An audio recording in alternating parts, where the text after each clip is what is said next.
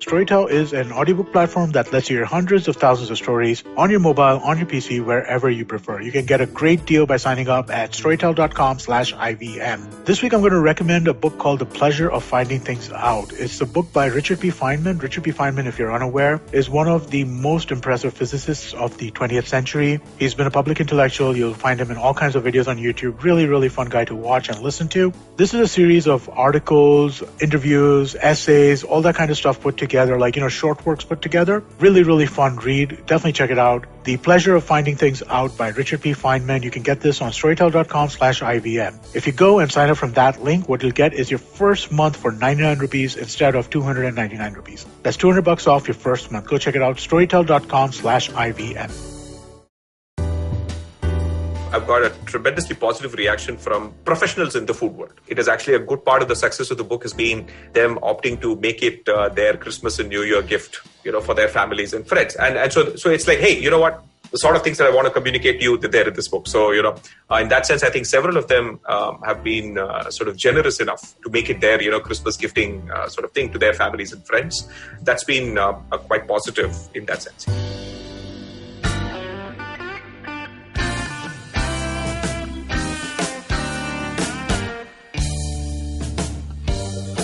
Hello and welcome to the Filter Coffee podcast. It could purely be because of my social bubble, but I have very rarely seen any other trend generate the kind of organic buzz that Krish Ashok's book Masala Lab has done in the last couple of months. The last time that he was on the show, which was almost 2 years back, you would remember that we actually spoke very little about food. In fact, this is exactly what he had said. I wouldn't be prescriptive about what I want to change in the overall world of food. But I think, a lot of cooking in India, right, could do with a little bit of, engineering, if you will, a little bit of food science. We've historically tended to keep that whole food science bit as, not our problem. Large companies use chemicals. That is food science, right? And Western food uses processed food is food science. We make, wholesome, hearty, right? It's a bizarre thing, right? Sodium bicarbonate, chemical. Sodium chloride, chemical, right? So that's always been the approach. So I think it was with that intent that I said that maybe we could try a few things. It was with the intent of one, figuring out how to make food more flavorful, and also more importantly, improve productivity, right? So that more people could actually cook at home as they should. That was Ashok from May 19. I bought the Masala Lab in December 2020 and absolutely fell in love with the book. In fact, it is exactly what he had said back then, looking at food from an engineer's perspective. The book is the antithesis of a recipe. Rather than tell you how to cook a dish, it explains the concepts algorithmically so that you get the larger picture. Much like how your favorite physics teacher probably broke down the concepts for you in a way that textbooks never could. A lot has been already discussed about the book, so in this episode, I wanted to speak to him about not so much what's in the pages, but his many inspirations to it. This episode is also going to be fun because we had done an AMA before recording and a lot of you had shared some very interesting questions for Ashok. Thank you and stay tuned as some of those questions are likely to feature shortly.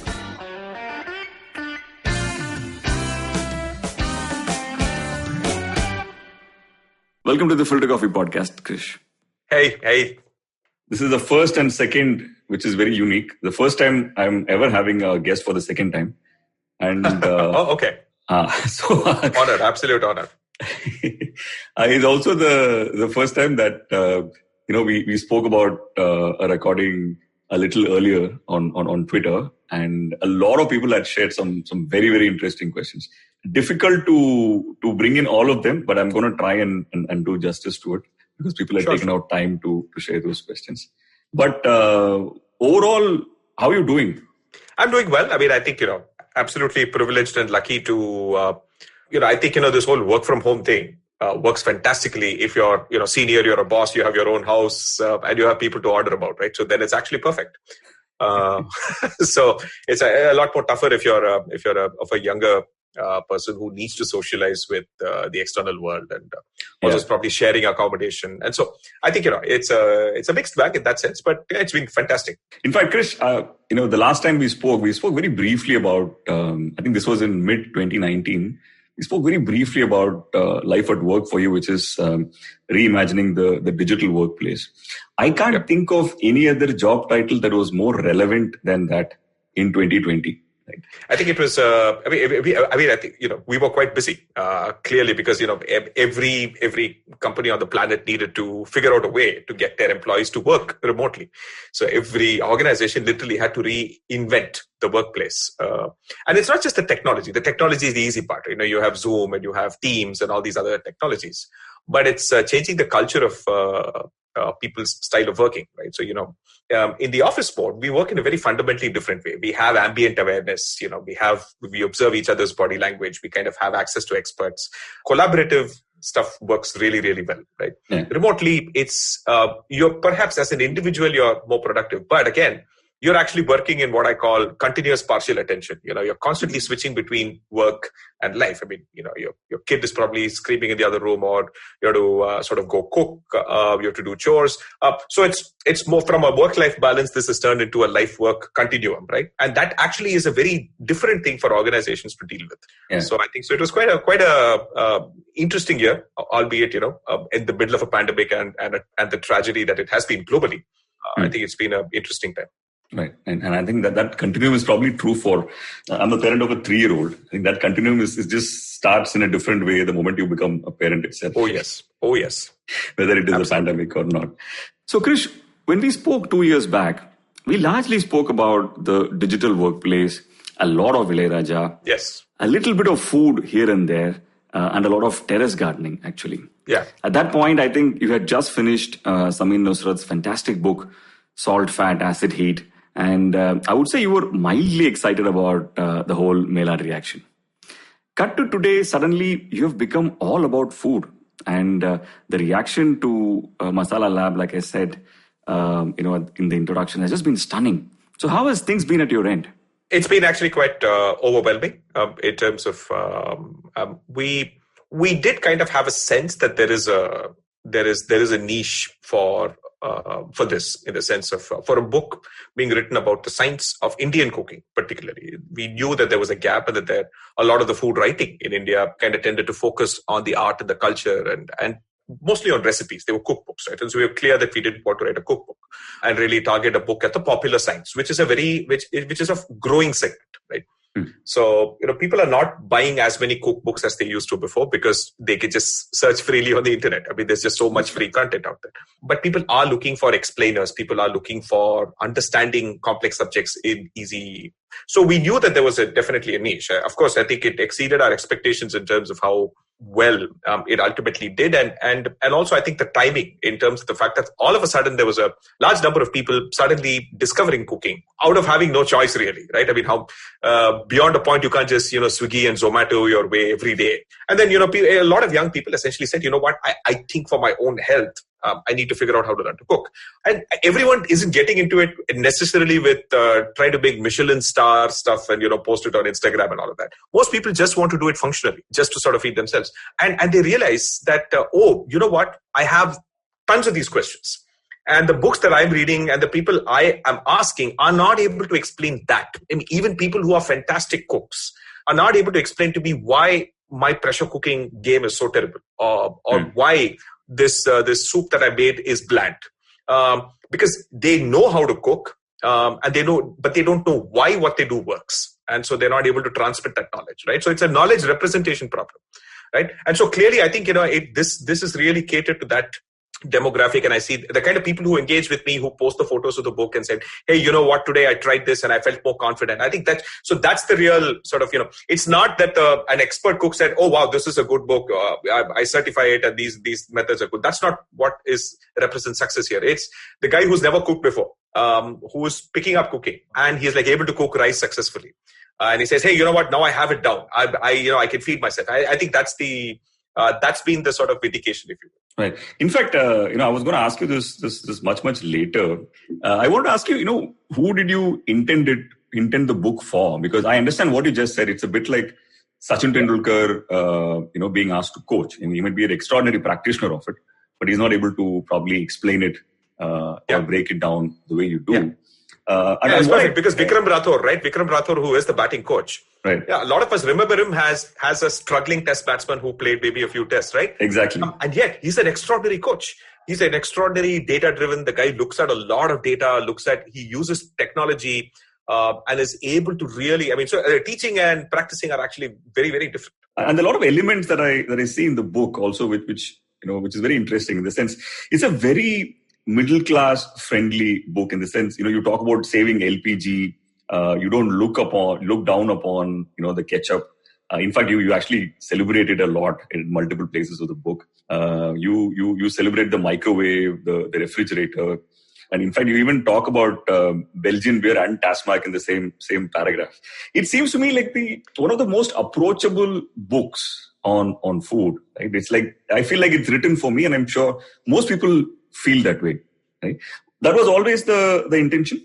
Okay, so again, as I said, in retrospect, everything ends up, seeming like it was all carefully strategically planned out and all that. But I think it evolved. Clearly, the first versions of some of the chapters I wrote, we did go through a fair number of sort of revisions of the tone, right? So I think the first, my editor clearly told me that you need to sort of cut down on the arrogant, snarky tone, especially when you make jokes. You can't be laughing at people's lack of skills or laughing at something, because I think then it does appeal to some people. People who used to like my blog used to like it because I was laughing at someone and so on. But he says that if you want a mass audience for a book, you have to try and keep a wider audience in mind, right? So you have to somehow be able to sort of do that. So obviously, I think a lot of the toning down, although we snuck in a few Chennai references, but we toned down a lot of the pop culture references, because it's that mass audience will lose it. Some person sitting in, say, Agra, right?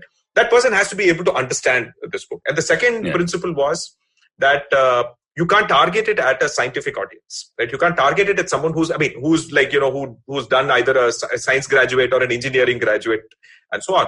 So go first principles, in the sense of, if you want to explain physics or chemistry, don't do it in a way that don't use equations, don't use anything that presumes that people understand some basics like calculus, some basics like thermodynamics and so on. Really, if you want to explain the science, go really first principles. So that was the second sort of principle, right? And then clearly, I think, we originally, I set out originally to write saying, let me target nerds who like reading science books, right? Pretty quickly, my editor said, boss, that's not a big enough audience in India. It may be a big enough audience in the US. It's not big enough in India. You have to target a wider group of people. And so I think, we carefully sort of said, okay, fine, there may be a nerd. There may be a struggling bachelor learning to cook is another demographic, and people cooking at home and essentially figuring out, can I optimize this? Can I do it a little bit better? Can I spend more time doing something else and less time cooking? So I want to learn all of these techniques and all of that. And clearly people who are deeply into cooking and chefs and everyone else who want a vocabulary to be able to transmit their knowledge more accurately to people. Right? Beyond just recipes, right? So that a great cook can use the terminologies that I introduced in the book, which are not new. I didn't invent this terminology. Food science books in the West use it all the time. But they tend to focus on a different kind of cooking. And so a lot of their basics are foundationally different. And as you rightly said about frugality, right? You watch a lot of these food science explainer videos itself, right? Not just cooking videos by people in the West, by America Test Kitchen and all of that. The first thing that immediately strikes you is the sheer amount of wastage. They literally chop off like several millimeters of the carrot, right? Not even the tiny amount of the skin. Indians will use like the thinnest sort of this thing to make sure that very little is discarded, right? And it's a lot of these kinds of things. We use parts of vegetables that they don't. They just completely discard the whole thing. They just cut a ginger into a absolutely cube shape and discard everything else. Yeah. We carefully, painfully peel every nook and cranny. And, it's one of those annoying things that you do, right? And so it's that kind of thing. And so it really had to target Indian cooking, techniques used in the subcontinent, techniques used in frugality. And again, to be honest, I think it also targets a very urban audience, because I think country style cooking is very different in India. And it's a lot more minimalist. A lot of the optimization and all those kinds of techniques and the style of Indian cooking that has evolved in cities is again because cities don't get high quality ingredients. We use a ton of spices, we use a lot of fat, etc., because the ingredient quality is actually quite poor. Whereas a person living in a small town has access to fantastically tasting local produce that has literally been harvested, a few meters from where they live. And so a lot of the cooking is a lot more minimalist and actually focuses on enhancing the flavor of the ingredient as opposed to, so which is why the focus on spices and a focus on a lot of that flavor extraction, part of the rest of the book really just targets urban India for most part as well. So that is also there. Right. As you were talking, I was just thinking about how our family watches MasterChef Australia. In every episode, at least there are 10 times where we go like, oh my God, he just threw away half a cabbage or something like that. But talking about MasterChefs, how has been the reaction to the book from the cooking elite, like the big chefs and the experts in your circle? Absolutely. I think, I've got a tremendously positive reaction from professionals in the food world. It is actually a good part of the success of the book has been them opting to make it their Christmas and New Year gift, for their families and friends. And so it's like, hey, you know what? The sort of things that I want to communicate to you that they're in this book. So, in that sense, I think several of them have been sort of generous enough to make it their, Christmas gifting sort of thing to their families and friends. That's been quite positive in that sense, yes. That's a great validation, right? And the other thing I sort of observed in the book is also it's very unapologetically Indian. Right? There's a lot of references that you use, which will make sense only for someone who grew up in Chennai, or will make sense only for someone who grew up in India, etc. Because what I've seen is a lot of work in food, especially, is also meant for a global audience, and I often find that Indian authors tend and over-index on that. For example, a French author doesn't really mind putting in a lot of French references into it. Right? Absolutely. I found that refreshingly different about the book. No, so that was quite deliberate. And this is something that goes even, well past my food, this thing. I've always been, right from my blogging days, I've always been shamelessly unapologetic about introducing new words and phrases that are of Indian in origin, in general, right? In the sense that, why will I use tempering if I can say tadka? I will use Tamil words and Hindi words and whatever it is. And I know those are all things that people can understand in the Indian context. And, we have more speakers of the English language than most other countries, right?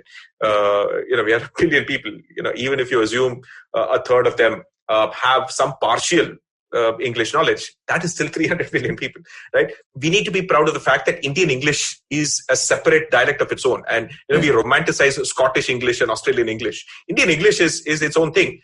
There are actually several variations of it.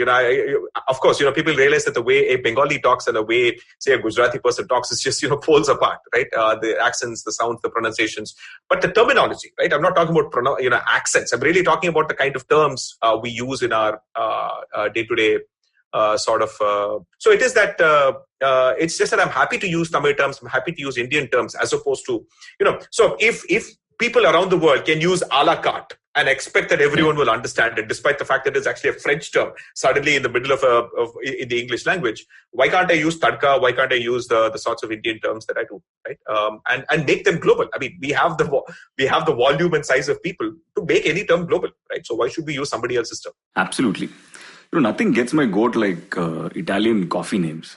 I've sometimes found it staggering that we've normalized things to such an extent that it is not uncommon for someone from Kumbakonam or the hinterlands of Bihar to walk into a coffee store and say cappuccino.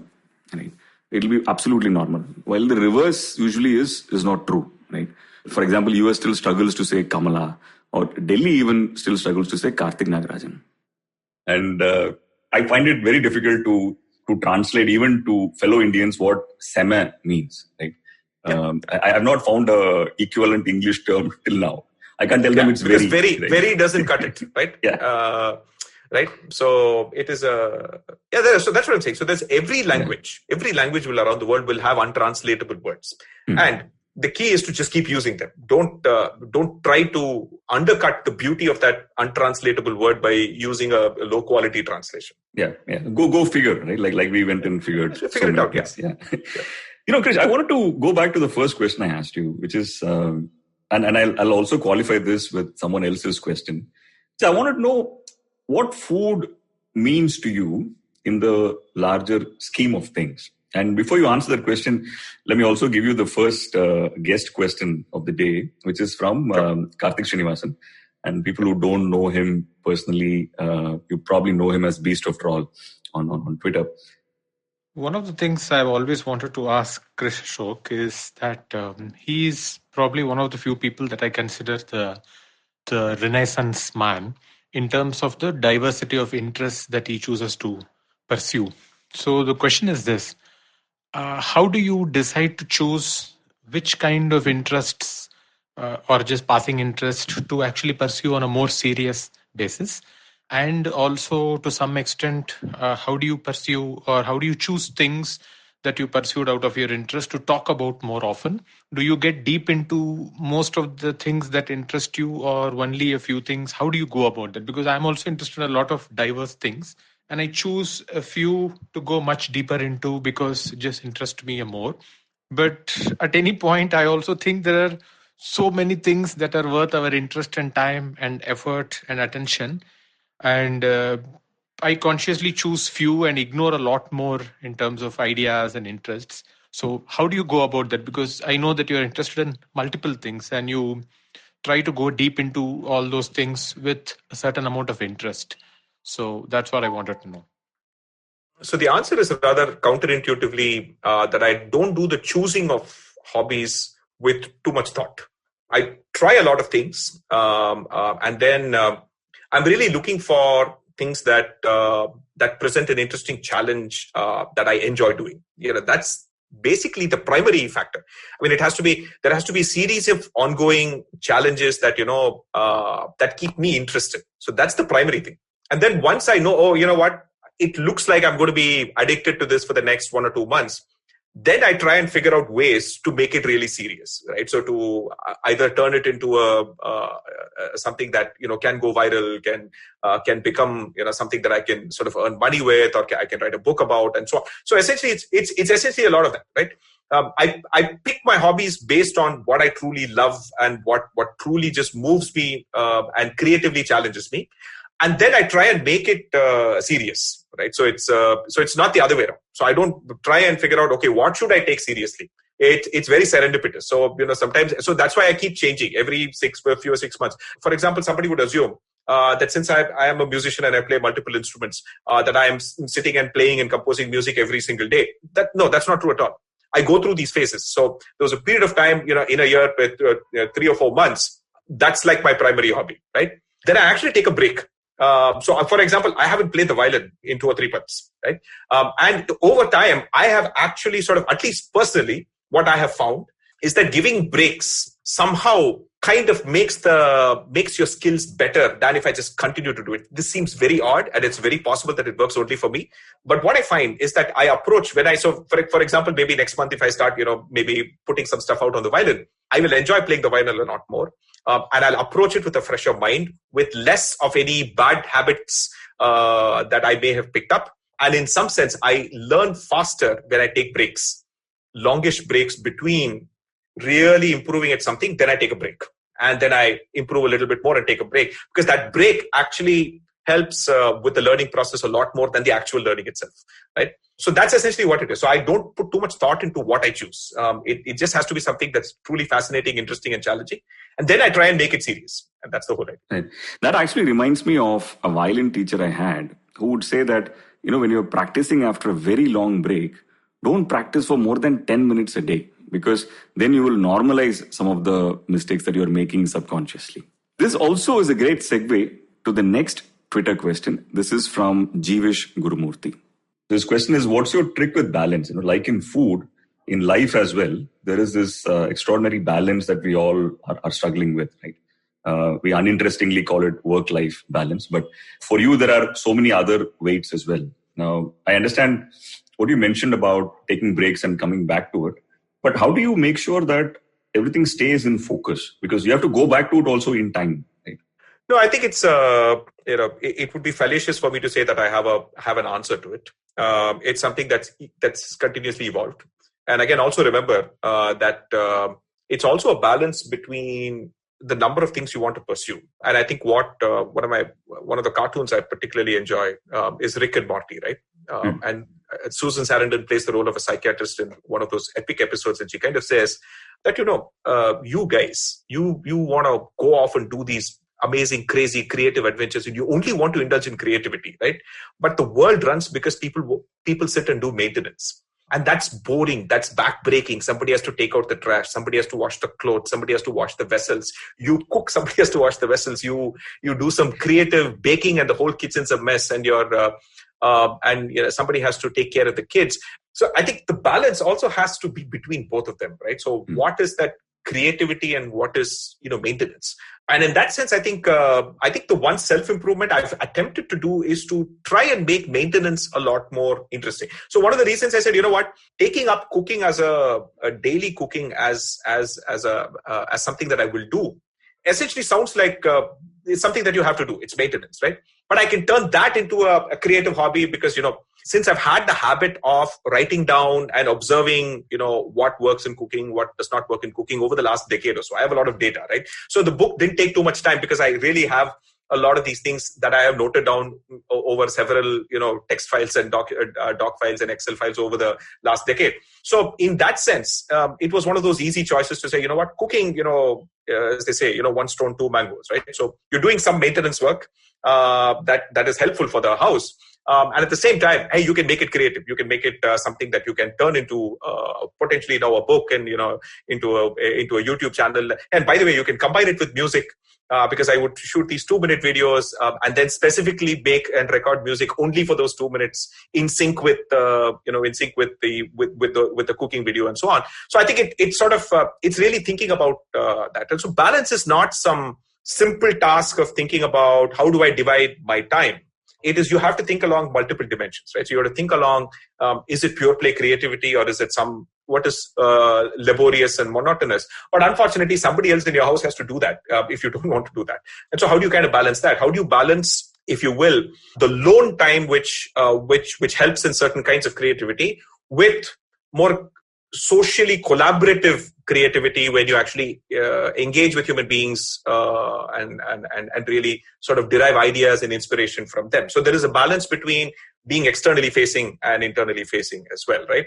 There is also the balance between challenging the status quo and sort of discovering wisdom in the status quo. So I think the balance is not just it's across all of this, and it's a juggling act that you have to make sure that you're kind of in the balance between all of these. So that's really what it is. Right, but the goal itself in some of these pursuits, right? What is the goal / dream, right? Like, for example, are you even a great cook? Right? Because the fact that you've written Masala Lab and you had so much discourses on food doesn't necessarily mean you're a great cook. And I don't even know if there is something that you want to become. Like, for example, I had a major fascination, like millions of others, for photography, probably a decade back. Right? I wanted to understand the science of it, the art of it, etc. And once I've done with it, then after a point, I was like, okay, fine. Now I'm done with photography. I'm moving on to something else. Because the idea was never to become the greatest photographer ever. Right? How is it for you? I think it's so. At least with cooking, it is. It's clear that I'm not a chef. Okay? So one is the distinction between someone who does it for a living versus someone who does it simply because it's something that they have to do on a daily basis. Right? It's like sort of like a professional photographer and an insurance claims inspector who also has to take photos of objects every day, right? And there is interest in making sure that he captures all those details because, it could be the difference between whether, you pay out 1 lakh or 2 lakhs and all that, right? So anyway, the point I'm trying to make is that for me, cooking is always been that, right? So can I make for a home, can I make creative enough, tasty enough kind of food that the family enjoys, that family and friends enjoy. So that's basically what it is. And then really, I think over time, I think the biggest learning from my point of view has been the fact that food is just so notoriously subjective. Great food, there is no universal definition of great food. Because, you take somebody from, so South India, right? There, for example, fermented raw shark is not their idea of great food, right? Yeah. Very far away from it. Right? Or sushi for that matter. And for a Japanese person, pulikachal is not their idea of great food. It is just way too sour. right? No, so therefore, I think, there are cultural variations between what people would consider great food. And within India, because we have a stunning diversity of food habits, because, as I keep telling people, India has like 1 million different sub-cuisines. Why? Because we've made food a central part of our caste, community, and religion's identity, right? Yeah. In every caste or community and everything, it's defined by what they eat and what they don't eat. And defined by very specific styles of cooking. You will put... so, for instance, conventional wisdom will be that you put the coriander at the end as a herb, as a garnish. In Maharashtra, they will put the coriander right into the oil when they actually cook, right? Which is the right way. So the point is that subjectivity is so high in food that people get needlessly sort of worked up about what is great, what is correct, what is authentic. I think that's a fallacy for starters.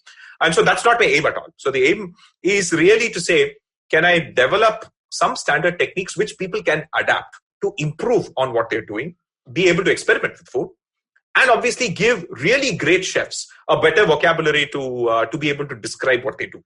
Because I truly think most recipes in India are written quite badly in that they're not targeting the newbie cook. They are not explaining things in a consistent enough way. My favorite example that I will generally tell on every podcast episode is cook the tamarind till the raw smell is gone is one of the worst sentences in food writing that you can imagine, because it does not help anyone, right?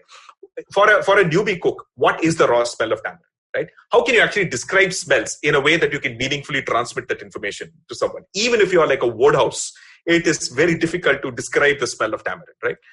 And so therefore, I think you're better off saying that cook the tamarind till it tastes as less sour as you like it, because tamarind starts out being super sour and you want to tone it down. That's the primary goal. So essentially, you want to sort of increase its pH and reduce its sourness. And so keep tasting. That's a better instruction than saying cook it till the raw smell goes away. I think so we tend to use a lot of these stereotypes and tropes, and people copy from one recipe to another. And that's exactly what happens. So my aim is really about the knowledge representation of cooking and not about the actual craft or the art itself. So as I say in the preface of the book, I'm interested in the craft, not interested in the art. I'm interested in the claims inspector. I'm not interested in the professional photographer. That's a hilarious metaphor. As we were talking, I'm just imagining, the claims inspector talking to me about depth of field and all of that while I'm in a hurry.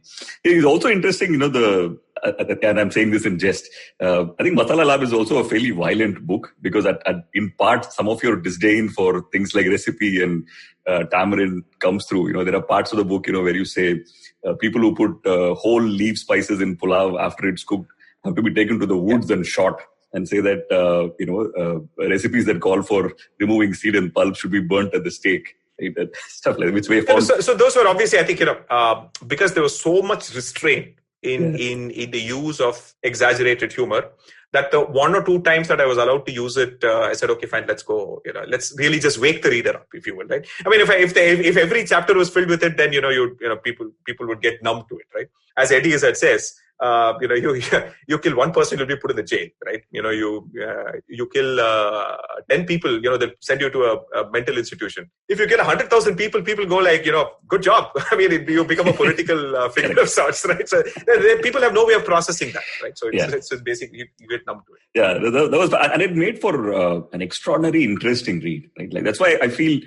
I often wonder if this is even about food. Like someone who doesn't really care so much about food will also find the book terrifically interesting as a read as well. No, in fact, I think subsequent to writing it, is one of the things I did realize is that a few people did write to me saying that, what, I don't cook.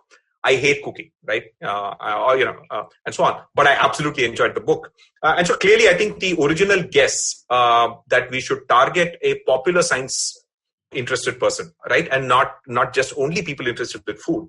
And also in some sense, even if you're someone who absolutely has no connection, you hate the kitchen, you don't cook at all. The fact that, you can still look at this book as ways to refresh your high school science and thermodynamics and those kinds of things, but using things that you can practically see in the kitchen, right? So think of it as a high school science book that uses the kitchen as a laboratory, right? So, you can even shift the focus entirely and you can read the book that way. right? I mean, we start off with explaining laws of thermodynamics and how materials work, how water works, how pressure cooking works. Every one of those things are all using principles that you learned back in high school. You may have forgotten. And I think, even if you're someone who likes just generally refreshing science, I think it's for them too. In fact, that reminds me of something I've been doing, which I thought was very quirky and even weird, which is the last couple of years I've been buying, high school physics books from the waste paper shop and sort of going through it. And somehow it made for extraordinary reading now. And I even appreciated the narrative style of some of these books, textbooks, than I did back when I was supposed to appreciate all of this. Exactly. They were not written for children. Those books were, they were not written for children at all. In fact, they were mostly written for engineering level audiences when you have a better grounded understanding. So I think, people sometimes don't appreciate that the difference between someone who is academically good and academically bad is not their intrinsic ability at understanding physics or any complex subject. It is merely the time pressure we put on them, right? So some people just need a little bit more time, and they need visual metaphors or other kinds of metaphors to be able to understand calculus, to be able to understand physics. And if your mode of testing someone's knowledge is time, not knowledge, right? So it is that 90 questions you solve in 60 minutes. People may not be able to solve a complex math problem in that 60-minute window, but you give them enough time and window, they may be able to solve it in a day, right? And the reality is that your ultimate professional life also works very differently. You're very rarely put under that kind of pressure. It's a different kind of pressure. You're never put under a pressure where you have to solve a complex problem in a very single subject in a tiny amount of time. That's very rarely happens in a professional environment, right? Problems in the professional environment are almost always interdisciplinary. They are a combination of technological and people and political and social and all of that kind of put together. None of which, trying to solve a Newtonian mechanics problem in under 10 seconds is going to give you that skill to do anyway. And when you solve it over a day or a few days, then you also sort of retain it better, right? Exactly. And you're thinking about it. You're building more longer lasting models in your brain that help you sort of understand it better, right? And go back to it, reference it later on in life and all of that, right? And astounding that we don't do this in school, because I think one of the big differences also, Krish, the way this book sounds, or rather why like I said earlier, why it is so approachable. I think another huge element of the book has been the illustrations. And there is a lot of, just like you weave in a lot of humor, there's a lot of subtle humor. I mean, the illustrations of this book is in a separate zone by itself. I know you worked with your brother on that, but walk us through that journey. How fun was that? That was actually, I think, though, in some sense, a lot of the pent up frustration of not being able to use my usual writing style and cram in 10 jokes every sentence was essentially kind of came through in the diagrams, because he said, hey, I can just really go wild here. And so in some sense, I think we saved a lot of the humor for the illustrations. And again, even there, I think it was, the attempt was to try and make the humor not distract from the concept that I want to sort of highlight and sort of keep it in a very subtle way. But I think the illustrations were something that I truly enjoyed. I enjoyed the drawing more than the writing of the book. And I think, we originally had fewer illustrations in mind, and, we enjoyed it so much that we crammed in quite a few and a lot of tables and things like that, right? The idea was to, one, that it had to kind of illustrate a very specific thing that I have written about, and yet give you something that that you may not have understood from just reading the text. So the idea was to try and give you visual intuitions rather than simply a visual representation of some part of the important part of the text, right? Yeah. And so therefore, those diagrams related to what influences, salt and things like that. That's the kind of intuition that you can only get from a picture, right? So you intuitively kind of say, sweet actually suppresses bitterness, or sourness enhances bitterness, or fat suppresses sourness. And so those kinds of things. And by the way, those are tremendously useful, because if you want to fix a terrible tasting dish, if you just remember those diagrams, you can fix it, right? Okay. Too sour, just add some fat, butter, oil, whatever it is, right? Too bland, just squeeze lime juice or vinegar and you're done. And so it's just that I think you kind of, and if you kind of feel that It's there, but it's somehow not tasting as intense as you would like to be. Just add sugar, okay, or salt, or both, right? So that's essentially the secret to a lot of this. Right? As Anthony Bourdain said, salted butter is what they start a dish with and what they end a dish with. It is the most magical ingredient that you can do to improve the taste of food. Completely agree. And I think this is also what is missing in larger education per se, right? Like I'm just thinking that if you were to write a high school physics book, with this sort of an illustration, I think this could have a generational sort of an impact in how people understand what we do. So sometime back we spoke about art and craft. So I'm gonna now go briefly away from the book and talk more about you, the person, through this question. This is from someone who knows you very well, as both of you went to school together. This is Karthik Kumar, actor, director, stand-up comic, and the co-founder of Avam. Okay, so I've seen him practice all his art forms, whether it's cooking or whether it's music or whether it is, or whether it's his science, which is him understanding technology and constructs. How does he see his art? Does he see it as a science which can be broken down, and therefore every art is just a sum total of the sciences? And in science, is science arts, or is science just a bunch of constructs that you can put together? I really want him to deconstruct arts and science in the various ways in which he practices his various things, whether it's his job or his art. So clearly, I think art and craft are very different things. They're two facets of a specific space. You take music, you take drama, you take video, movies, anything, dance, or any kind of art. There is both a craft to it and there is art, right? And the metaphor that I used of the creative and the maintenance side of, say, cooking, that applies along these two dimensions as well, right? So in a sense, they're sort of corollary. Craft is in some sense, the simplest way of saying it is the foundational basics before you can get to the point where you can actually even make art, right?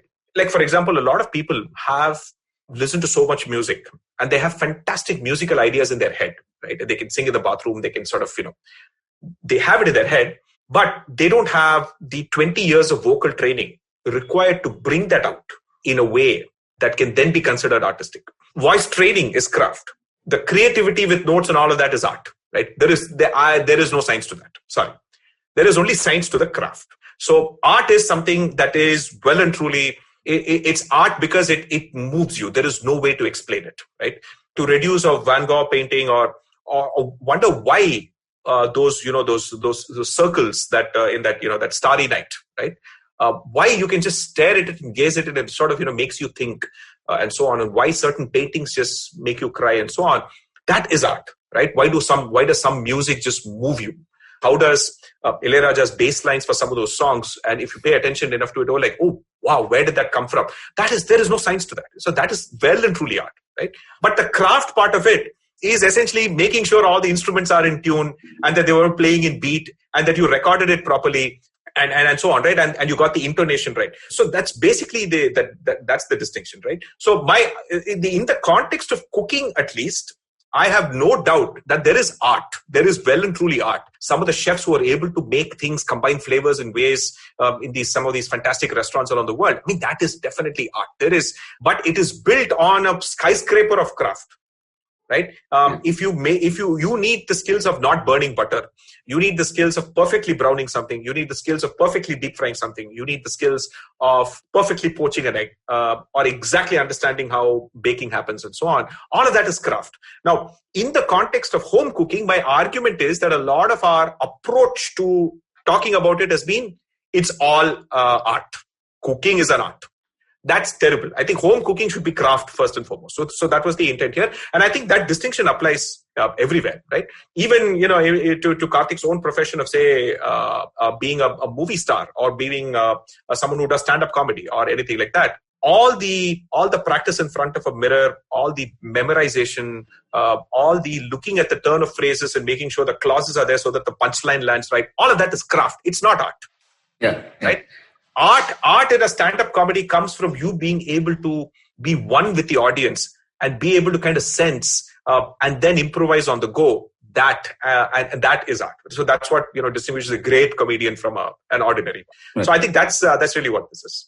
Going back to what you're talking about, and it's a very important question coming from Karthik also, in the sense that if you know Karthik Kumar, you know that he's not.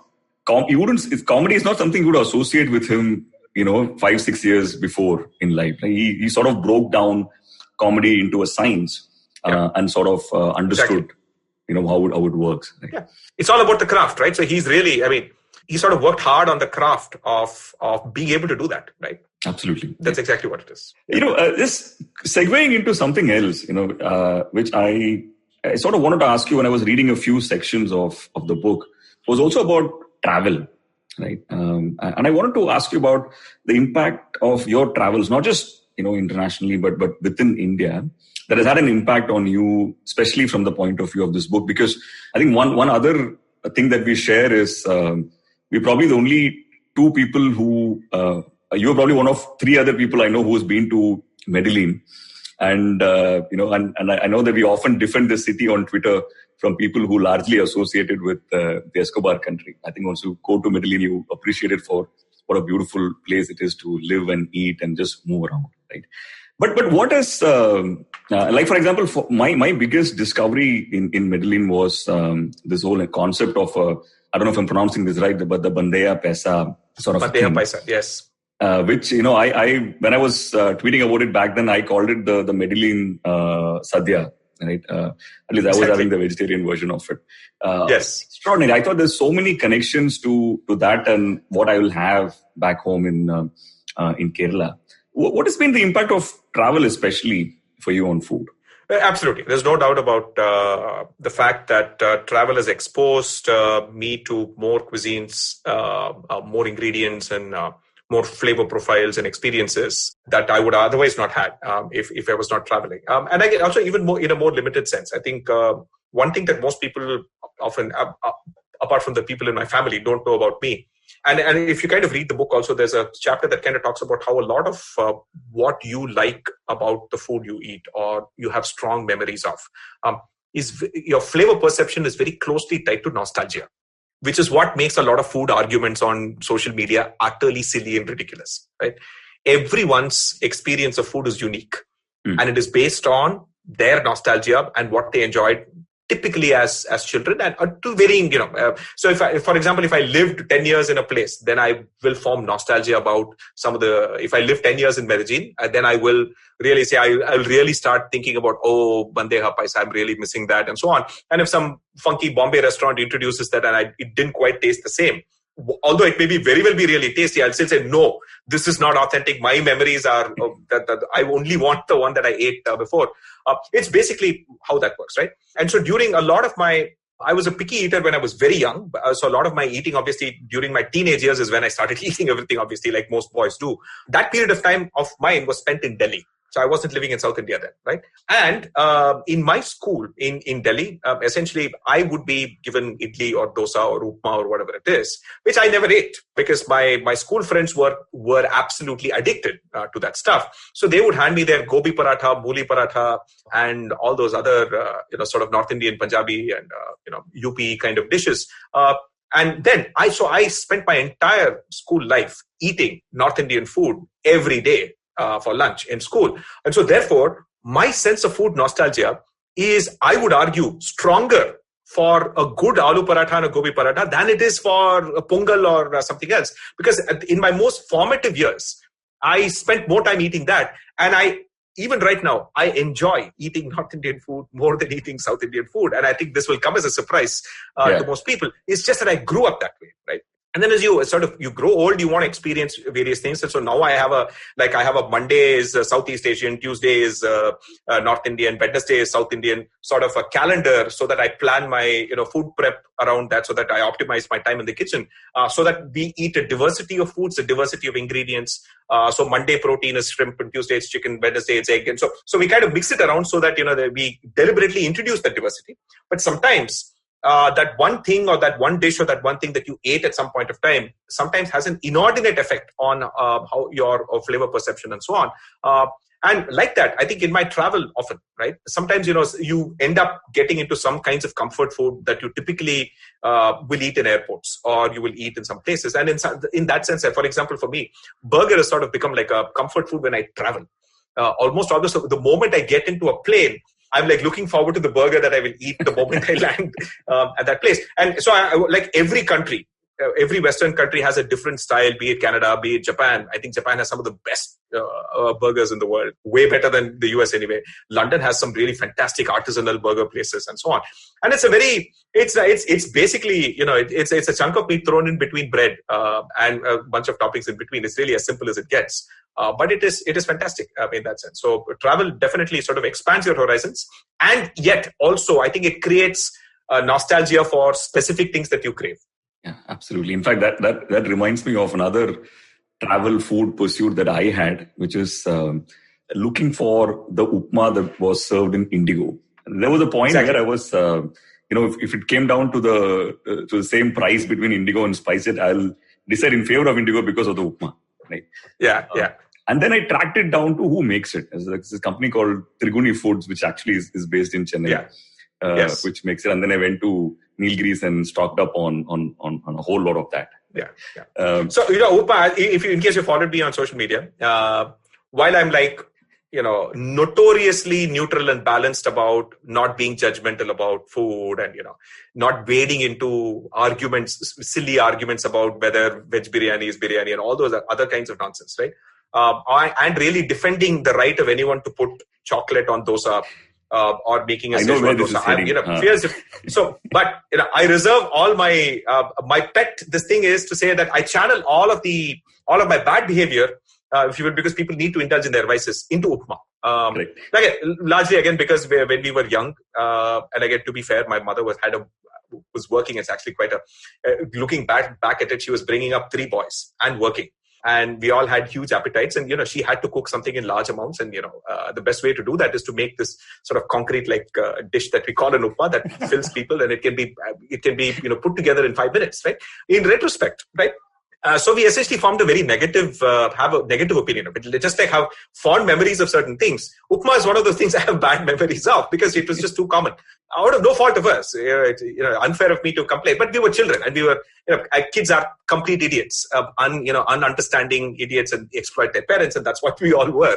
And so in that sense, I have these bad memories of upma. And so I okay, you know what? Upma, no, I hate. So the upma is not food at all, right? So that's my general sort of take on it. And my point about this whole Indigo thing essentially is that if the best tasting version of a dish is one which you can freeze dry and add water to it and serve it in an airplane where your taste perception is at its all-time lowest because of the pressure and the dehydration and so on, food tastes bad. By the way, your tongue doesn't work very well at 10,000, 20,000 feet, right? So all airline food. And if that is your best version of the dish, it says something about the dish, not about you, right? It is. So that is my general listing about upma. But yeah, I mean, it's just a pet peeve of mine. I mean, no offense to people who enjoy upma. I think it's perfectly fine. If you guys want to deconstruct Krish's rare hatred towards food, please follow the hashtag #DieUpma and you'll see some gems there. But related to travel, Krish, is the other question. And this one is from someone who I respect a lot and who's a huge fan of your book. This is Roshan Abbas. Hey Krish, love the book and it adds a lot of masala to my mornings. I really enjoy it and I love how you dress down all the over-romanticized, writers who add so much fluff and faff to, everything about cooking. I wanted to know that if you had to work in a kitchen that you really respected, which kitchen in the world would that be? I mean, of which restaurant? And what's the dish that you would want to know the secret of there and serve it up to all of us? In general, I think I'm disproportionately addicted to Mexican food in general. Again, thanks to my travels. And also the realization that Mexican food outside Mexico is just not the same thing. I think it also has to do with the kind of kitchen they have and the utensils and the appliances that they use, and the style in which they heat and so on. And also this culture of how a lot of food that you bake for dinner gets reused and repurposed to make fantastic breakfast. And so I think I absolutely want to recreate. There's a dish called chilaquiles, which is sort of like basically you take the previous night's dinner, whatever protein meat you had, your tortillas, which are the corn, made of corn, not flour, by the way, and your salads and all the rest of it. And then you kind of make it into a egg-based dish the next day by frying some eggs, using the salsa, using the shredded meat and all of that. And it is just astonishing. The flavors are just fantastic, right? And yet it is very utilitarian. It's not a masterpiece dish that you create from scratch. You're literally taking cooked food and making another dish, right? And I found that quite fascinating, especially coming from a country where we don't do that as much.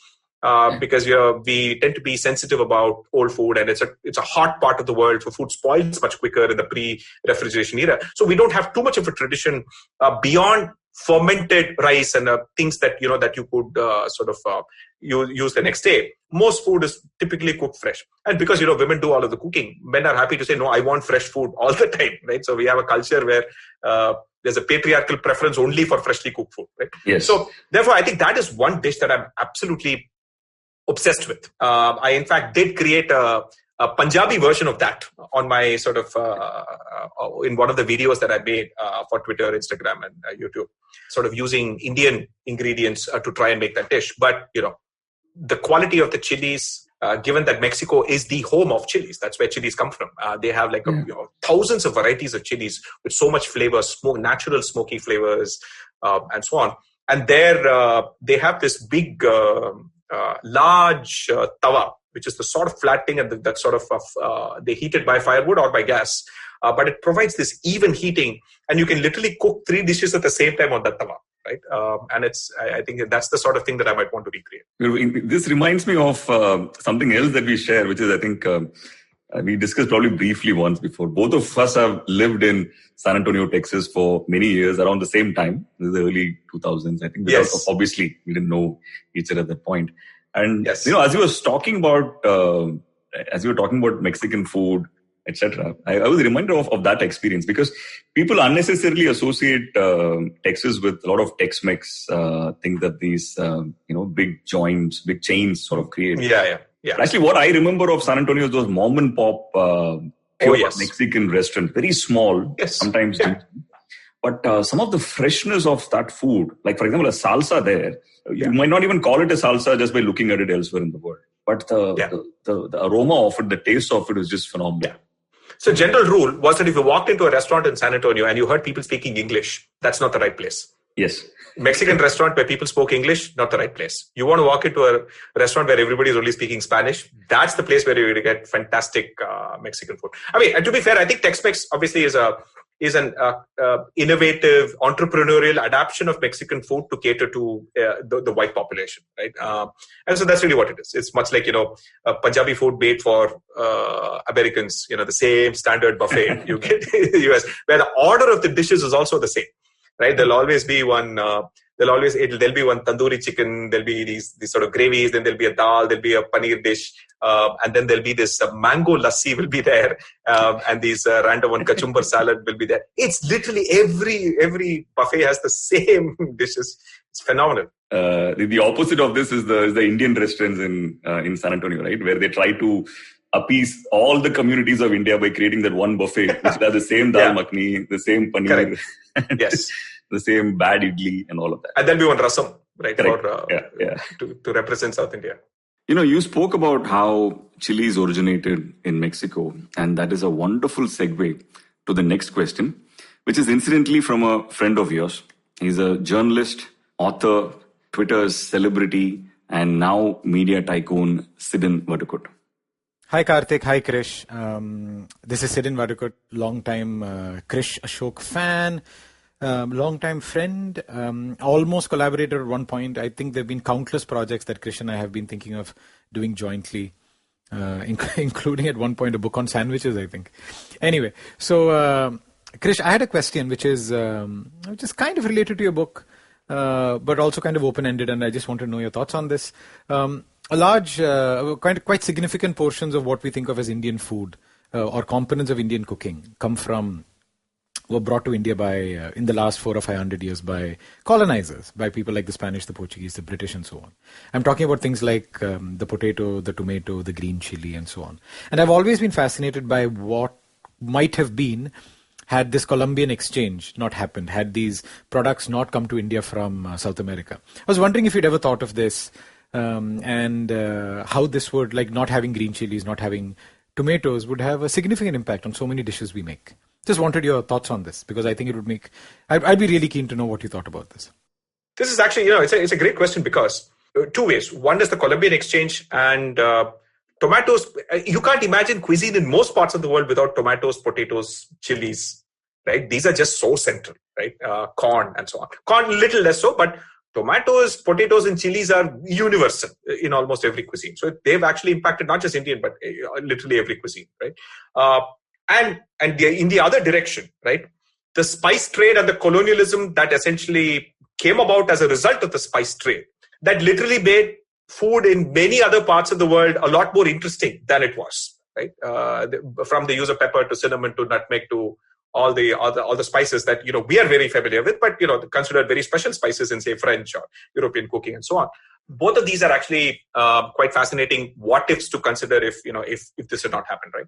But in the context of in the very narrow context, I often keep telling people that I've written about it a while back as well. That like for example in South India and very specifically in some communities, there's a sort of an annual ritual that you do to remember your ancestors. And one of the things that's interesting about that sort of annual ritual is that on that day, the food that is cooked is very different, right? And clearly, if you see those recipes, anybody with a little bit of sort of attention will realize, oh, this is pre-Columbian Indian cooking or pre-Columbian cooking that this part of the world indulged in or this community indulged in at that point of time, right? You can see a lot of the broad principles, right? So in Tamil, they call it tevasam, right? So tevasam food is actually very, very unique, right? It is, so you can kind of see there's rice, definitely, right? There's moong dal, not tur dal, because tur dal came to South India later. It was bought in by the Marathas, right? There was no tur dal. Only moong dal was there, right? So which is why Pongal has moong dal and not tur dal. Okay? Moong dal is the native sort of legume in Tamil Nadu, at least in that region. Okay? No tomatoes, no chilies, no potatoes, no beans, no carrot, no cauliflower. Basically nothing that was introduced by the Europeans, right? All of these were introduced by the Europeans. And so therefore what gives flavor is ginger, turmeric, and pepper. Okay, so you can imagine the flavor profile. It's hot, but not hot in the chili kind of way. It's a hot in a burn your throat kind of way, right? So pepper and ginger, right? Literally, it's like that entire meal is like a cold medicine. So it is. So and it's quite intense that way. And so you can kind of realize that it's very one-dimensional. So if ginger and pepper are your only flavoring agents, you then have to rely on extracting the flavor out of whatever. And by the way, no potatoes, only yams, right? Your elephant foot yam and colocasia and those kinds of things, right? So, or plantains, right? Like absolutely, bananas are very central to that entire. Plantains are very, very central to that, right? And obviously the use of jaggery and so on. Right? And so this is an example. So likewise, I don't know if somehow this has remained the living museum of recipes from the pre-Columbian era as a result of the fact that, I think it was some food writer, Shobha Narayanan, who recently pointed out in her book, I think Food and Faith and so on, right? That over time, birth and marriage rituals change with time. They adapt, right? So nothing that we do in a marriage or very little that we do in a marriage or a birth ritual today etc. is the same that it was 1,000 years ago. We've adapted with the times, right? We're okay because we celebrate, it's celebratory. Death rituals don't tend to change because generally we are afraid of death, right? In most cultures, death rituals have stayed unchanged for a longer period of time than birth and marriage and these other rituals. And so therefore, that applies here as well, right? So the food that is being served in a wedding reception, nobody from 200 years ago will recognize it as oh, I've never what are all of this? Why is there a rumali roti being served with puliyodare? And so all of that stuff is very modern and people continue to adapt. But death rituals, nobody wants to change, right? So this food is a living sort of example of recipes, which when my grandmother was alive, I made sure that I sort of documented. That this is basically a living museum of how this specific community of people ate, say more than 300 years ago, okay? And in the past, right? So again, I think what is interesting is that my guess, therefore, to Sidin's question is that a lot of Indian food would have been reasonably one-dimensional from a flavor profile. Okay? And it is more likely, as we've kind of gotten, science and industrial revolution and technology and all of that, I think we would have ultimately got a lot more similar to, say, the French or the European style of trying to extract flavor from the core ingredient, as opposed to not caring what it is and using 15 spices to get that flavor, to get some kind of flavor, right? So the difference between, say, a potato dish in France and a potato dish here is that in India you don't taste the potato. You taste chili powder, you taste dhania powder, and you essentially and turmeric. And salt. That's basically what you taste, right? Whereas a mashed potato made from a very artisanal potato grown in a very specific region of France has a very naturally creamy texture that all you need is butter, etc., is a different style of thinking about food. And here it's like assault by spices, right? And so I think it's possible that it would have evolved, because I don't think people would continue to enjoy eating ginger and pepper in literally every dish. Right.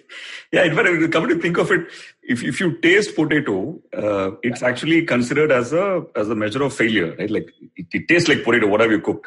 Right? It's I think, okay, that's obviously it's a terrible way. There are some genuinely fantastically tasty potatoes, particularly in Latin America and so on. Indian potatoes not particularly suited for in the Indian subcontinent. So we have a very low starch, high moisture potato, which is why it's very hard to make good French fries with Indian potatoes. So these McDonald's and all these other guys, they actually they have special farms where they only grow that one specific high starch potato, but those potatoes are not allowed to be sold to Aam Janta because of the existing, agricultural regulations and also existing potato growers protesting that if this comes, then what, will be dead in the water. So there's some protectionism there. But I think it's grown only in some parts of Gujarat, and they sell only to Burger King and McDonald's and so on. Okay, so you just spoke about recipes and the pointlessness of it and the tragedy of it even. That's a great segue for me to bring in the next guest question. This person just recorded probably the longest podcast episode I've ever heard, which is in excess of 3 hours, but absolutely loved every minute of it. It was riveting and I was completely clued in. He also happens to be my most favorite podcast host in the entire country. That's Amit Verma.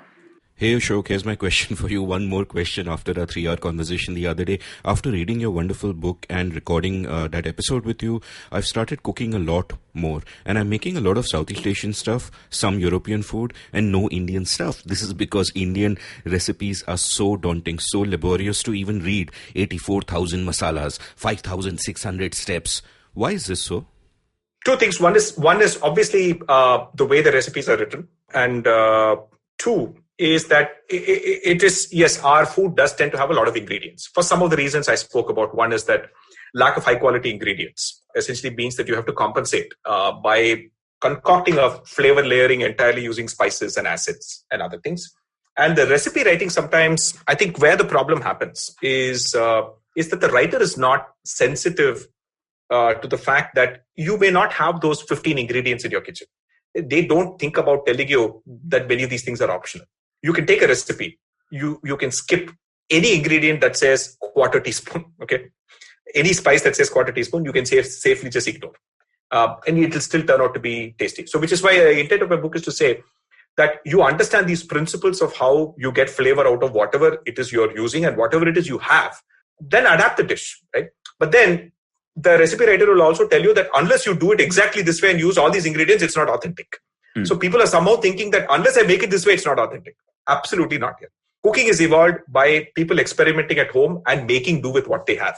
But when they sit down to write a recipe, they concoct an elaborate, this is the only way to do it, and this is the absolutely certified way to do it, and you have to use all these 15 ingredients, which is crazy. Even when they themselves would have cooked it 10 times, half the ingredients would have been missing. Okay. Yeah. And nobody's going to go buy one 200-gram pack of one spice to use it for one dish and then have it sit and lie around sitting oxidized in your kitchen counter for the next few months, right? So at the end of the day, I think the way I would say is that one of the aims of the book is to give you a set of tools that allows you to read Indian recipes and simplify them yourself.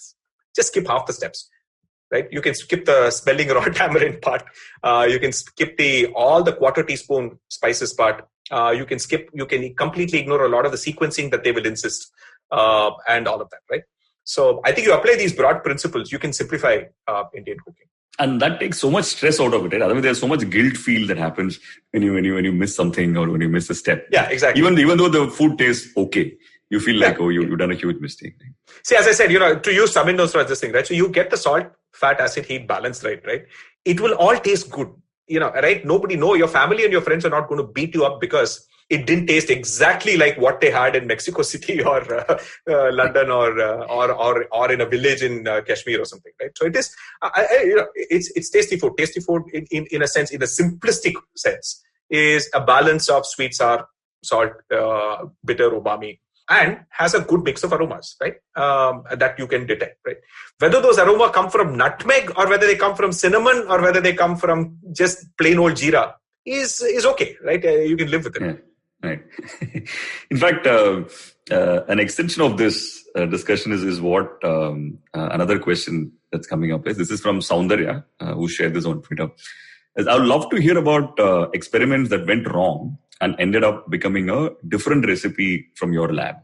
Is there a specific example of where you literally burned the recipe after a point and then went on to something, pivoted into something else? I think it's usually happened with I would say a lot of usually baking recipes have a tendency to become disasters far more likely than cooking recipes, because I think cooking, there's an opportunity to adjust. You can always kind of adjust a dish. There are tricks that you can use. So I don't have any memorable disasters other than I think once or twice when I made the Bengali dish shukto, and I somehow felt, what, I'm going to I'll deep fry the bitter gourd and it'll be fine, right? And no, it is still bitter. And for people who are very sensitive to bitter tastes, I can't tolerate the strongly bitter taste of bitter gourd. But some people can, right? So that the point is that, and my wife is also very sensitive to bitter taste. And so then we decided, we're going to go easy on the bitter gourd. Or when I make that dish, my mother, who loves bitter tastes, right, who's crazy about bitter gourd and things like that, will put all of the bitter gourd in the portion that I sent to her for dinner, while we'll keep all the carrots and all the other interesting things for us and so on. So definitely, I think there is that. The other situations that usually accidents, failures tend to happen is usually when it comes to cooking meat, right? You end up overcooking, right? And a lot of sometimes Indian recipes will tell you to cook this chicken gravy for half an hour at high heat and all that. I mean, you'll end up with rubber. So chicken cooks faster than vegetables cook, right? And the cost of overcooking a vegetable is that it becomes a mush, which is fine. Cost of overcooking a chicken is it turns into rubber. It's just it's really just a denatured protein, right? And so therefore, I think a lot of the adjustments have largely has to do with the realization that recipes tend to be slightly liberal with their definition of time. So never read a recipe and say that those times are sacrosanct. Very rarely will that be the case.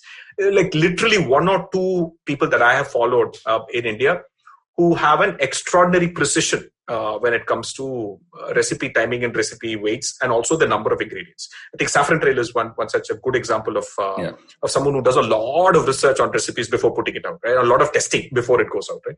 And so it is, what I would say is that rather, you kind of learn to follow these broad principles. So baking dishes, I think a lot of bad recipes on the internet and the bread comes out like undercooked inside. And again, you have no undo button, right? And by the way, you can't see what's going on. You can taste a dish to constantly see if it's salty, if it's balanced, if it's cooked, if it's, I can still smell the spices, all that you can do.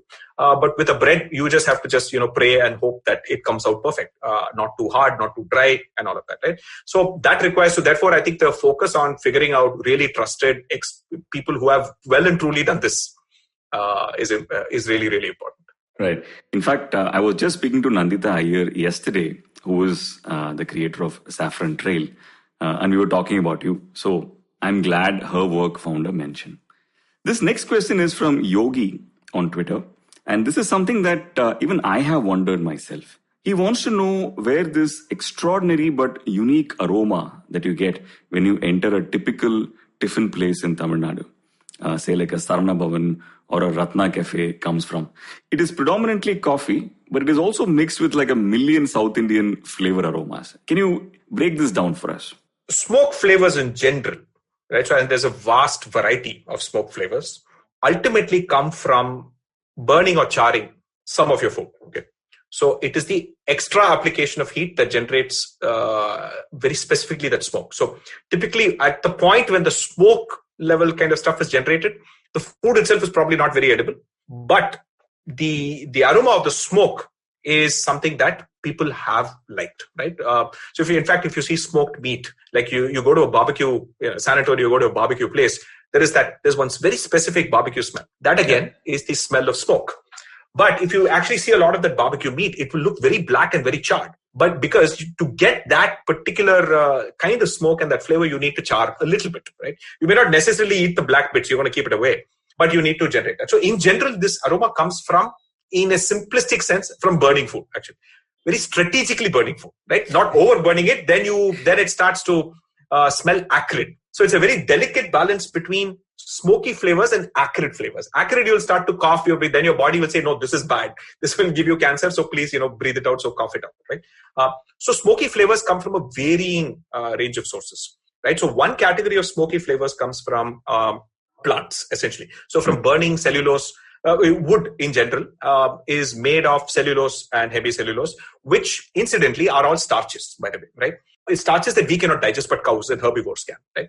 So when you burn these, the cellulose actually breaks down, undergoes things like the Maillard reaction, and then breaks down into these fantastic aroma molecules. So which is why food cooked on firewood has that natural smoked kind of a flavor, because certain kinds of firewood produce that wood smoke. So so pyrolignic acid is the chemical sort of name for it, but it produces these.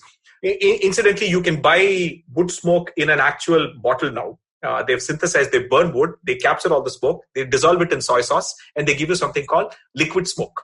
Oh, wow. So if you don't have a wood-fired oven in your home, you can just add a drop of all you need is a drop and you'll get that smoky flavor in your food, right? It won't taste like the actual real thing. You can make out that it was actually from liquid smoke, but it's still better than nothing, right? So that's the plant sort of smoke. The second category of kind of smoke flavors come from actual fats in animal skin, right? Or ghee or paneer or whatever, anything that has fat. When fat hits a hot piece of coal, right? Which they use in some barbecue and all of that coal will incinerate that fat into some very flavorful aroma molecules, which is why the smell of grilled meat is again the smell of the smoke that comes from fats that hit the coal, which is why when you're actually doing barbecue, you should never use lean meat. It should always use meat that has fat in it, right? So you always tell the guy to say, leave the skin on, because that's what's going to melt, fall on that smoke and yield a tremendous, and all of those smoke flavors will stick onto the meat itself when you barbecue. That's why barbecued or grilled meat is just so addictive, right? And so this is a second category of kind of smoke flavors. That said, even with coffee, it's going to be the same thing, right? The dry roasting process as well as the gentle cooking process, in some cases is going to happen at a pretty high enough temperature that some of those aroma molecules that are going to break down from the coffee will take on this slightly burnt coffee kind of smell, which in a coffee shop is going to also get absorbed by the wall. So you literally walk in and you kind of smell that. Like how you walk into a Kolkata home, you will smell mustard oil. There's just no escaping it. And if you're a Bengali, you won't realize it. If you're not a Bengali, that's the first thing you realize about Kolkata is that every house smells of mustard oil, because mustard oil is such a pungent thing. And over time, and by the way, you have to keep smoking it all the time on a daily basis. Your entire house is actually going to smell of that. Right? So it's very similar to that. Yeah, in fact, one of the things you most beautifully describe in the book, and something that will probably stay with me many years, and so will be with other readers, is how, most of the things that we refer to as taste is actually very nasal in nature. And I don't think anything is truer for it than coffee, isn't it? Oh, yeah, absolutely. Absolutely. So coffee is actually it's a bitter drink, right? Exceedingly bitter drink, whose only claim to fame is the fact that it has such a fantastic aroma, right? Yeah. And we are able to tolerate the bitterness only because we drink it hot. And at that temperature, our tongue is not very sensitive. Our tongue is sensitive only in a narrow range of, room temperature. That's why room temperature coffee tastes way more bitter than hot coffee, right? So many people, who have shared, their questions on Twitter, largely refer to one thing, and it's very obvious, which is time management, right? Because we started the episode with Karthik Srinivasan's question, right, which is on how do you prioritize. But if you were to look at time as a commodity, And I think if 2020 has taught us anything, it is about how that's only the real commodity that you actually have. Everything else is fairly notional. How do you prioritize time, not just in passions, but generally, at life, at work? It's a lot more chaotic than people think it is, and it evolves continuously, to be honest. I think there's no perfect way to do this at all. And I think, and each individual works differently. Like as I said, for example, I am the kind of guy who like complex problems, etc. I like taking my time with it. I don't like rushing. People instantaneously sort of associate me with doing things very fast. My speed of talking is also very fast and all of that. But when I actually sit down to do something creative, I like to have a little bit more of a free time to think about it visually and so on, right? And so a lot of what are good personal habits have to be rooted in your own limitations, which is why, as I often keep telling people, self-help books, they work for you, it's fine. It's just luck, but a lot of the stuff is after the fact theorizing. So people have been telling me, hey, you should write a book about time management. I said, no, it would work only for me, right? So you have to sort of discover, and I'd rather kind of think about it in terms of broader principles, in terms of one of my ex-bosses at TCS is a chief technology officer, right? So one of the things I really learned from him is this idea of a personal project plan, right? So this idea that, look, you have a calendar, your meetings of the day, meetings of the week and all of that, right? And then you have your work as a project plan that has tasks that need to be done for a group of people, etc. But do you have a project plan in terms of what are you going to learn, when are you going to wash your dishes and when are you going to cook and all of that? Do you have a personal project? I mean, I don't mean like, MS project plan, big, complicated Gantt chart and all of that. Just a rough sense of, even if it's a to-do list, it's okay, right? A to-do list on paper also is okay. So so one is that, right? And the more important thing is thinking about what are the different kinds of mental spaces that you're in during the day, right? And you can think of it in many ways, right? Are you in maintenance mode? Are you in creation mode, right? And you need a balance between that, right? So there is no right answers to this. On some days, you literally only have to do chores. That's just what it is. So to be fair to your spouse, to be fair to your family, you have to do that, right? And sometimes you might have the opportunity to indulge in a lot more. Sometimes creativity might strike. You might tell your spouse, I'm in the zone right now. Give me some space. I'm going to sit and do this, right? And the other, rather than the simplistic way, I've over time sort of learned something from someone many years ago who kind of gave me this little bit of an intuition. He basically said that there's 4 ways in which you can think about how you spend your time, right? Because you're in consulting, you have to think in terms of 2 by 2, right? So there's a x-axis, y-axis, and there's a 4 quadrants, okay, right? So on one axis is external perception, which is whether you have a positive external perception or a negative external perception. And the other axis is internal, whether you think highly of yourself or whether you think poorly of yourself. You have a low self-esteem. So these are 2 axes, right? And he says that a lot of the way you think about how you interact with and how you spend your time has to do with in which quadrant you are in, right? So if you're in the external perception, I think greatly of myself, right? So that's your social media, posting stuff on Instagram, getting validation, feeling good about that validation, getting that dopamine high. All of that is basically that, right? So being in the external world and impressing people, doing stuff, demonstrating, getting validation is that one phase, right? It's obvious that if that's all you're doing, then there's a problem. There's a balance problem. So he says that, and then so there is the quadrant to the left that basically says that I'm great, but the world is wrong.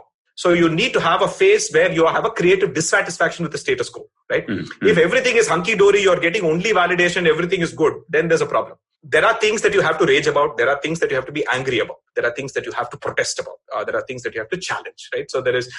But if that's the only thing you're doing, you're imbalanced at the same time, right? So there is that, right? And then you come to the bottom quadrants. Then there are situations where the external world is good to you, but you have low self-esteem. That is when you learn. So then you say, you know what? In all humility, I don't know this. So I have to learn, right? Before I post something stupidly ignorant about a subject I have no idea about on social media, maybe I should learn a little bit, right?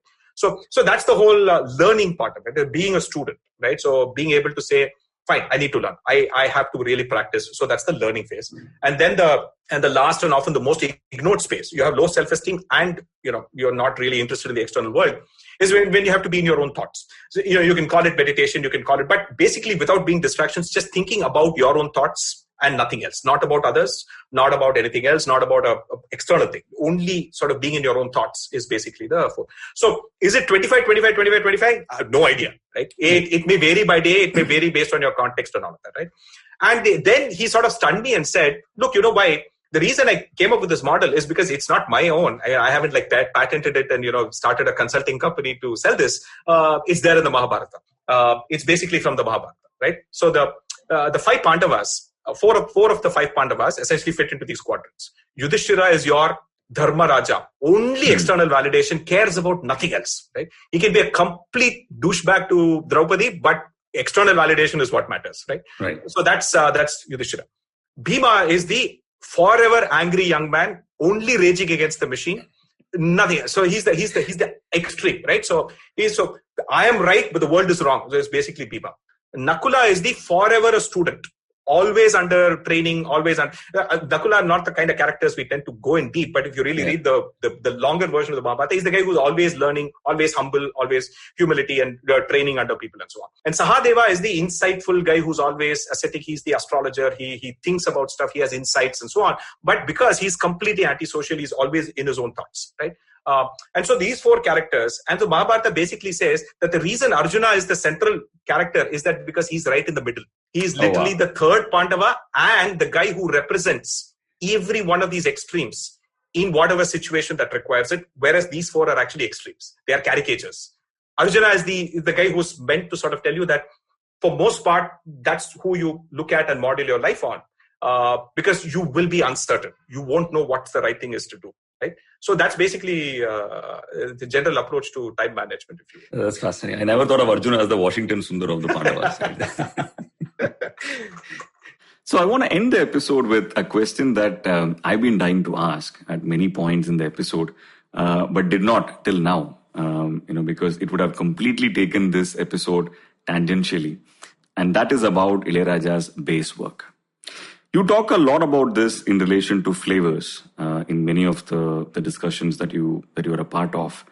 And it is something that is extremely important to me as well in life.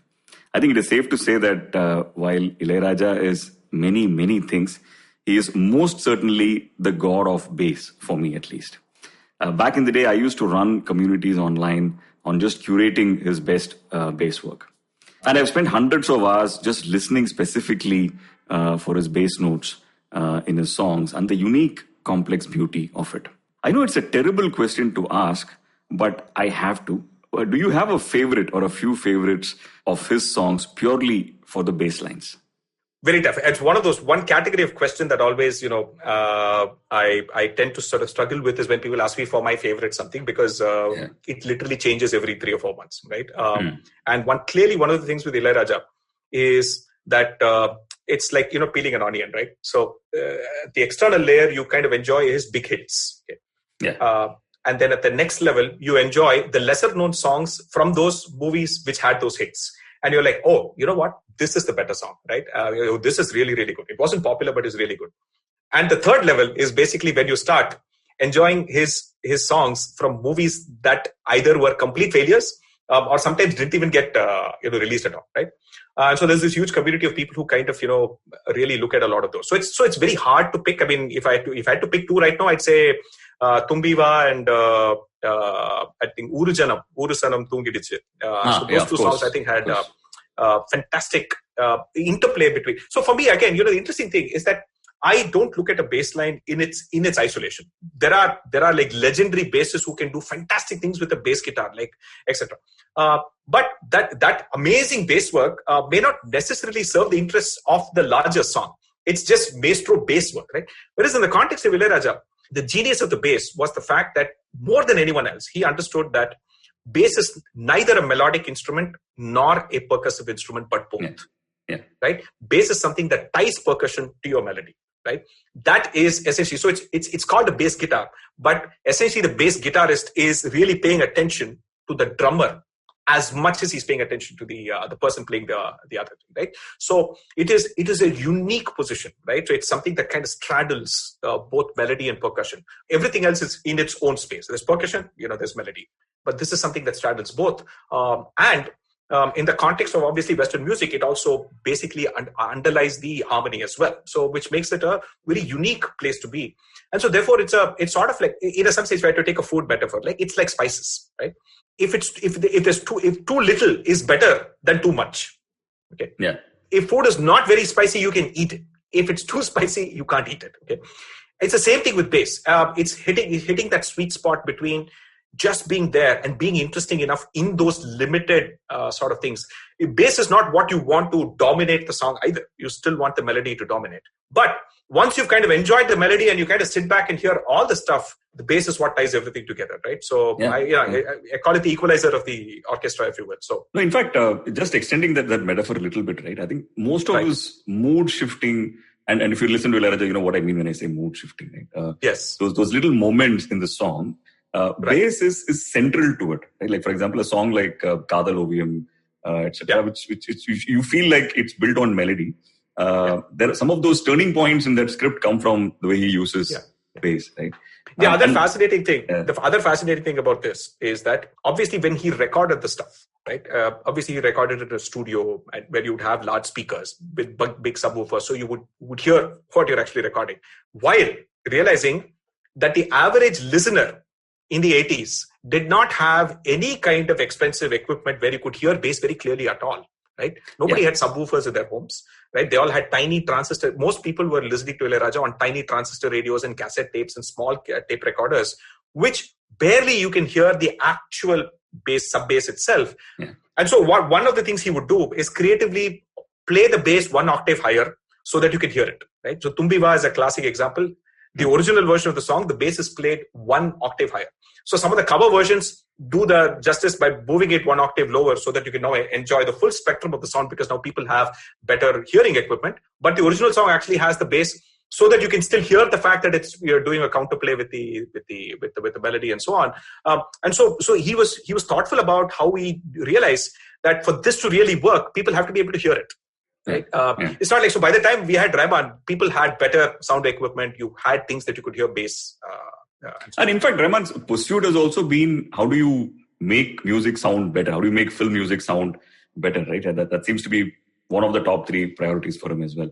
Which also is interesting, like, you know, I've often found some of the early Doors numbers very similar to some Raja sensibilities. Like if you listen to Crystal Ship, you know, there's some turns in that which is very Raja fundamentally. And you know, rather amazing thing, Doors didn't have a bassist. Exactly. Ray Manzarek talks about how the piano becomes the organ. Bass. He plays the bass with the left hand of the organ, right? Right. So which actually gives you there are certain things that you can do on a keyboard that you can't do on a guitar.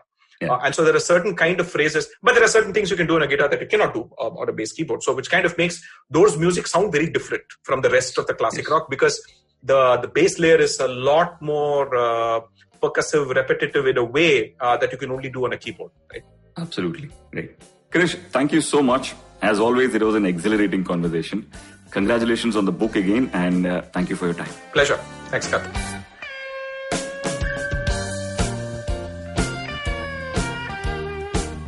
If you like this podcast, don't forget to check out other interesting podcasts on the IVM network.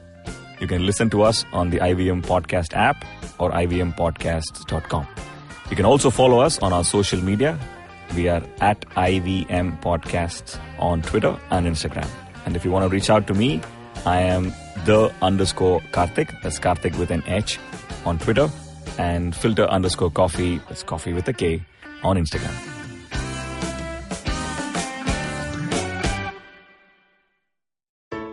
I hope you enjoyed that show. If you aren't following us on social media, please do. We're IVM Podcasts on Twitter, Facebook, and Instagram. I'd like to thank our sponsors this week, Storytel and thewholetruthfoods.com. So, great week on the network. Number of really, really interesting shows for you guys to check out. Here are a couple of the ones that I would like to highlight for you. Check out This Round Is On Me. Gauri Devi Dayal talks to her husband Jay Yusuf about mixing business and pleasure. They're the husband and wife business partners at Food Matters Company. Give it a shot. Really fun show.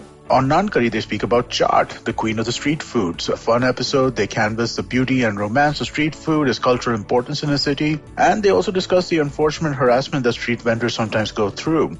On Paisa Vaisa, we had Madhuchanda. They joined Anupam talking about the budget and the different aspects of it. Storytellers and Storytellers feature Shreyansh Pandey, creator of Gulak, a great conversation and some interesting insights into facilitating and nurturing writers. Do check that out. On Thale Harate, the Kannada podcast, Mansi Prasad spoke to Pawan Srinath about the history and appreciation of Indian music. It's a really interesting conversation. They discuss classical music and how it evolved in India, what are the various musical instruments and how they developed. Really, really fun, interesting stuff. And with that, I hope to see you again next week. Hey, I'm Zarina, your peak performance coach, leadership coach, and life coach. And I'm here to unleash that power within you with your weekly dose of mantras and empowerment. Tune in to Monday Mantras every Monday for your quick fix and the Empowering Series with Zarina Poonawalla every Thursday for riveting real-life stories. You can catch us on the IVM Podcast website, app, or wherever you get your podcasts from.